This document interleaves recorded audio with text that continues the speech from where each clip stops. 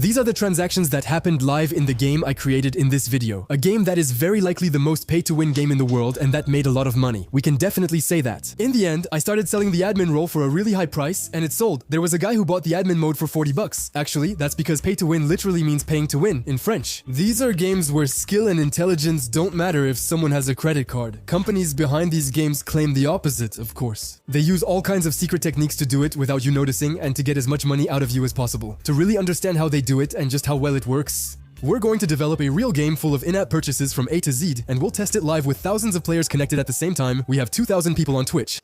Before I explain the perfect concept I've come up with to have a big shop full of useful purchases, I need to show you the 3 main pillars that the biggest pay-to-win games have, and that I'll have to follow as well. The first is that we need to introduce a premium currency. You know, like gems in Clash of Clans or V-Bucks in Fortnite. You have to buy this currency with real money, which is why having a separate currency matters. It uses psychological tricks. The second key is creating time-based frustration. Getting an upgrade, equipment, and so on should take longer and longer. As the player progresses, this will frustrate the player. No one wants to wait for that dopamine hit, so they'll want to skip the wait by using the premium currency. Finally, you need exclusive items, and especially overpowered ones. Let's be clear, some powerful features should only be accessible by paying. That's what will make the player stronger, better looking, and so on compared to other players. Those who don't pay, the commoners, have it rough. This video will boost the player's ego. I'm sure many of you are already thinking of mobile games that fit this description. Knowing what's behind the scenes is great, and it inspired the perfect game idea for me. Pay-to-win games are everywhere, on mobile, Roblox, and even some Minecraft servers. Thinking about the last one inspired me. Imagine if we had fun creating a kind of 2D multiplayer Minecraft where mining blocks is extremely slow. That would encourage people to pay to be able to mine faster. Some blocks would be so unique with special mechanics that you could only get them in the shop, like teleporters, conveyor belts, and more. Behind that, players would have an empty world to place blocks, build houses, obstacle courses, and more. They could show off to others who could join their world. To complete this idea, my second inspiration comes from online games like Blah Blah Land or Abo Hotel. Basically, these were games you could play online and everything was based on social interaction. People mostly played them to talk to each other. There were chat bubbles that would naturally appear. We're going to do the same thing. Since social interaction is a common thread, we can have fun selling skins, gadgets for messing with other players, or even sneakier items. What I just described to you is the game we're going to develop and test together in this video, and I've already given it a name, Pay to Play. I'm actually pretty proud of the name. At least people know right away what to expect when they log in. I asked Luna, my graphic designer, to create a little logo that I think looks really cool, and honestly, it's already inspiring me. We're starting to have the first pieces to create an awesome game. Let's not waste any time. I'm going to start creating the foundation so you can also picture yourself working on this project. We'll have to handle people's payments with a company and manage the administrative side that comes with it, like invoices. It's a legal requirement. You need a company. Talking about this might be stressing some of you.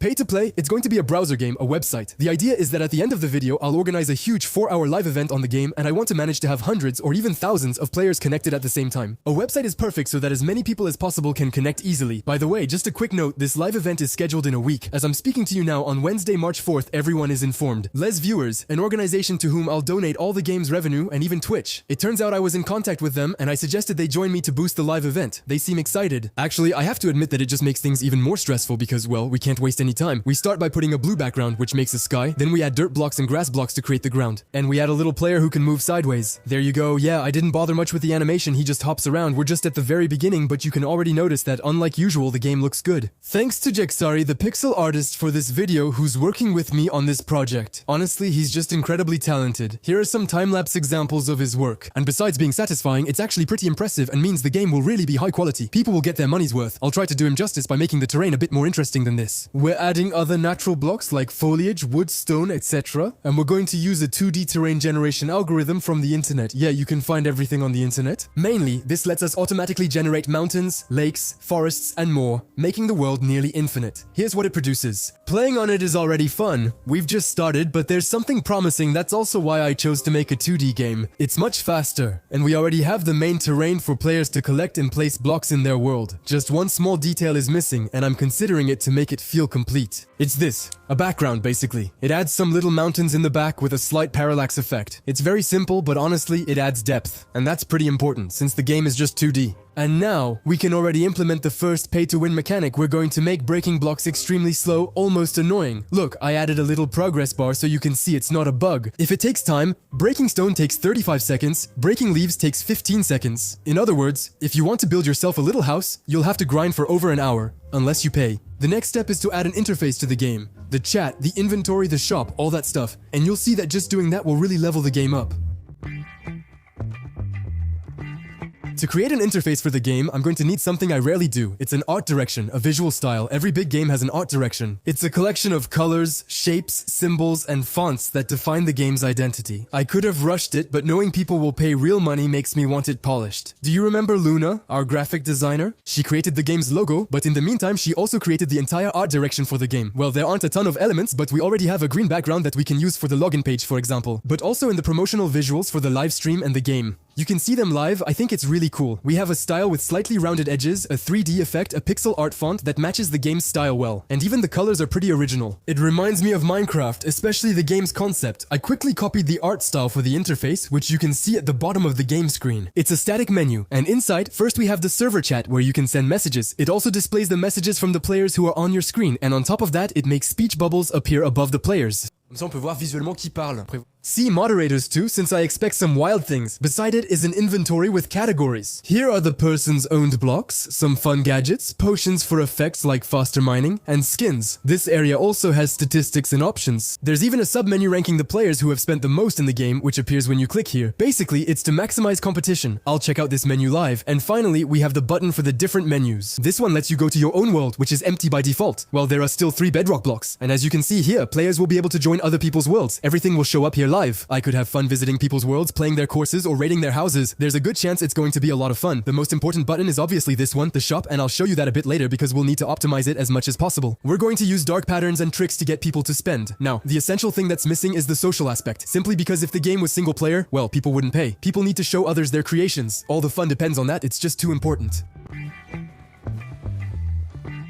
To add multiplayer, you need an account system. I enjoyed making a login interface inspired by the art direction Luna created. I also included the current online play account as a reminder of the concept. Most importantly, you can log in with your Google account using this button. Just click and choose your Google account. No need to create a new one. Especially for this game, in 5 seconds you're authenticated and then you can click on Start Game to join the main world. Oh, and since it's the first time logging in, it asks me to choose a username. Be careful, don't make a mistake. Giving players choices requires caution. We added word filters for usernames and even chat. It's funny, when I said you can find anything online, I discovered you can download banned word lists, so we added one to the game. Similarly, there are many things I won't show you, but we created an anti-cheat, a moderation system, to ban and mute people, a whole bunch of things so the game stays playable and we don't have too many problems. Also, by the way, and spoiler, that didn't stop some people from doing crazy stuff. Wait, he's destroying everything, but at least he was paying, so that's cool, and actually it's the right time to add paid content.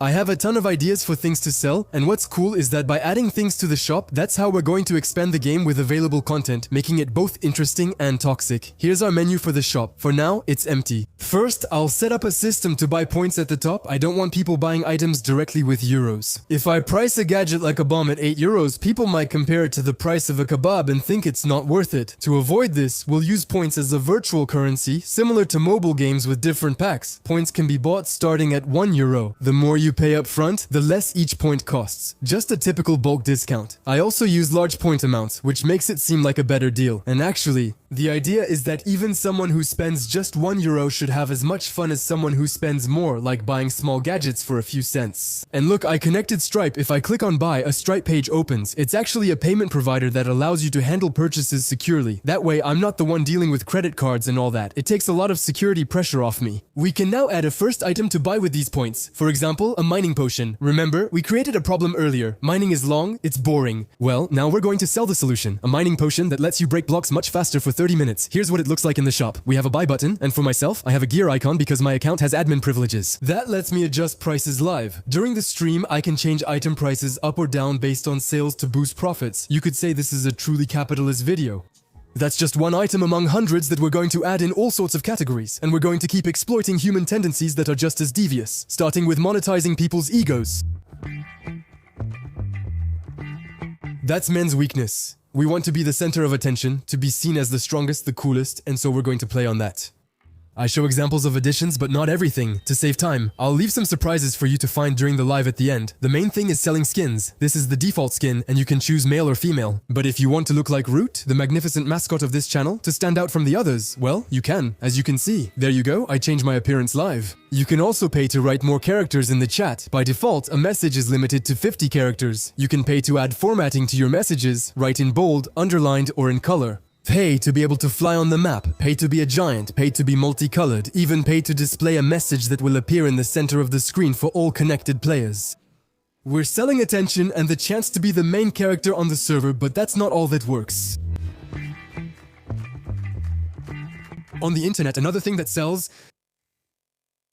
it's toxicity. To get noticed, you might want to annoy other players. Let's be honest, right? For that, you'll find smoke grenades to throw on the map and block views with smoke. Potions to kick or ban players, manipulate them to say anything, or make it rain on the server are bound to cause conflicts because they're so annoying. Or even turn on night so you can't see anything, and even whoopee cushions. Yeah, honestly, I think we were running out of ideas at Stade, I'll admit. And most importantly, you'll find bombs that break blocks and make the screens of nearby players shake. And trust me, that's really annoying. Imagine you just set up your own world. After farming for a really long time, you built a nice house. And then some guy shows up and throws bombs everywhere. Yeah, that's going to create some tension too. I'm pushing it, I know, but remember the motto, if we create a problem, we sell the solution. So of course you can pay to protect your world. Well, I'm not going to list everything for you, right? I think you've already got the idea.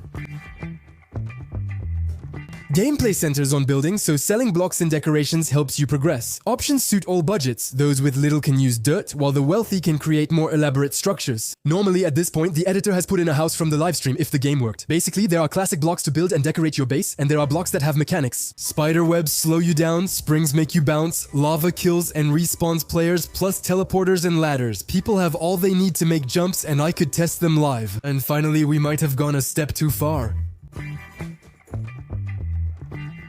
I monetize things that shouldn't be monetized, like access to the admin role, but don't worry, I'll only make it available at the end of the stream and I'll try out different prices too. I might even set it at 100 euros at first, and if it doesn't sell, I'll lower it until it does. But it's cool, look. Actually, we've developed a whole panel for the admins. You can ban people, mute them, teleport to them. You can fly in no-clip mode to pass through blocks. There's also a world edit tool that lets you build by placing many blocks at once. Being an admin is honestly so satisfying, it's the ultimate experience. That's what made me think we should take it this far. It's going to be chaos. We might get a lot of complaints. Luckily, we made it very clear in the terms and conditions that this could happen. That kind of thing, you know, it's that long set of rules that people often don't read, but we made sure to put it everywhere to make sure people really understood. We really put it everywhere, that set of rules. And of course, I'll remind people live, it's still a temporary event. I wrote everywhere that the game wasn't meant to last. I'm telling you this because I just published the visuals announcing the live event. It's Wednesday, March 4th from 6 to 10 PM. I'm stressed because no matter how much we test, you never know what will happen live. Especially since, as I explained to you at the beginning, I involved a big organization that's even going to appear during the live event because I wanted to do something ambitious and at least somewhat useful.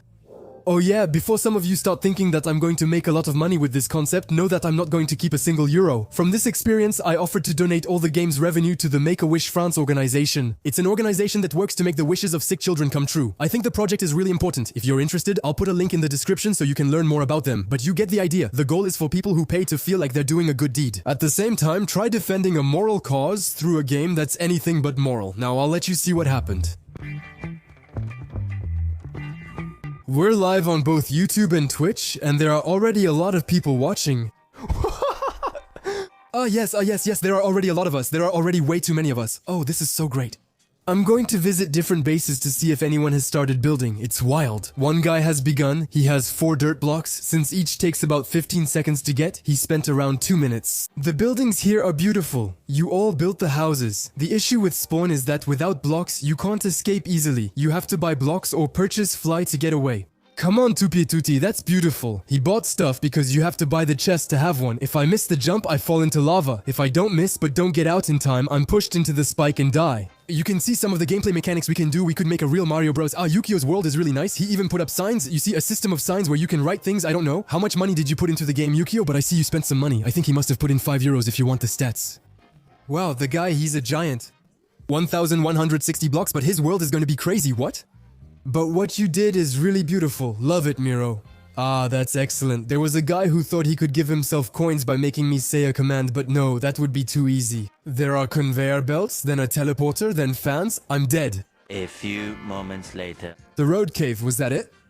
But his world was blown up by bombs. Oh no, that's horrible. I feel so bad. There are people setting off fireworks like, let's go, we destroyed everything, so cool. Oh no, that's horrible. It's a vicious game, really. It's vicious. As usual, we're going to talk stats. I'm showing you on the screen the number of different players who played the game, and first of all, a huge thank you to all of you. Really, it's just incredible. And here is the long-awaited total amount of money we've managed to generate. Several purchases in the first hour, but in the second, our mistake was not pricing the ban potion high enough, so people stopped buying out of fear of being banned. On top of that, we had a big technical problem. We couldn't unban people. The database was completely down, so there were clearly fewer purchases. I'm really frustrated about it. We definitely took the pay-to-win gimmick too far, and it backfired on us. Thank you so much for making this project possible. It's awesome. I really had a lot of fun. I'd love to do a mini-second serious parallel project like this one. Consider this. If I made an exaggerated joke here, big game studios do the same thing for real, just more subtly. They use the same toxic mechanics we did. It's just that they'll disguise them as special events, loot boxes, or special passes. If a game is free, they'll make you pay for it one way or another. That was Awen.